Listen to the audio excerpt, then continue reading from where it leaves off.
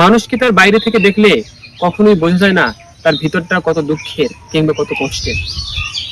আমাদের চারপাশে অনেক মানুষ আছে, প্রতিনিয়ত বহু কষ্টে তারা দিন যাপন করে, কিন্তু তার প্রতিবেশী হয়ে কিংবা তার রুমমেট হয়ে বা খুব কাছের মানুষ হয়েও আসলে বুঝতেই পারে না তার পাশে মানুষটি কতই কষ্টে আছে।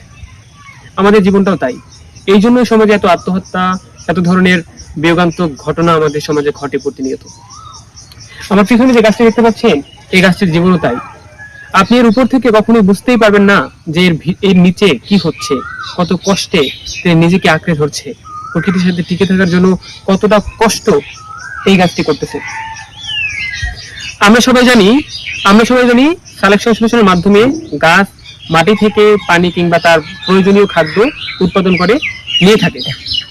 কিন্তু এই গাছটা দেখুন, এর শিকড়গুলো একদম শুকিয়ে গেছে, এবং মাটি থেকে এই গাছটি সালোক সংশ্লেষণ প্রক্রিয়ায় খাবার উৎপাদন করতে কতটা কষ্ট করতেছে সেটা এই গাছটি দেখলেই বোঝা যায়। আমাদের জীবনেও তাই। আমাদের চারপাশে অনেক মানুষ আছে, তারা নিজের জীবনের সাথে সংগ্রাম করে কষ্ট করে টিকে আছে। আমরা বাইরে থেকে তাদের হাসিটাই দেখতে পাই, কিন্তু ভিতরে ভিতরে তিনি কত কষ্ট করেন, কত কষ্টে তিনি জীবনযাপন করেন আমরা দেখতেই পাই না।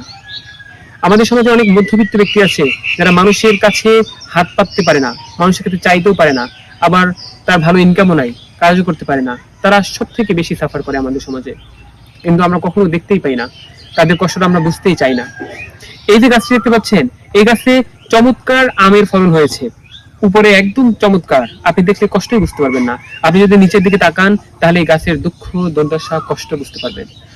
আমরা যদি আমাদের চারপাশের মানুষের ভিতরে জায়গা দিয়ে তাদের ভিতরটা বোঝার চেষ্টা করি, তাহলে আমরাও দেখতে পারবো যে সেই মানুষগুলো কত কষ্টে, কত নিবৃত্তে তাদের জীবন যাপন করতেছে।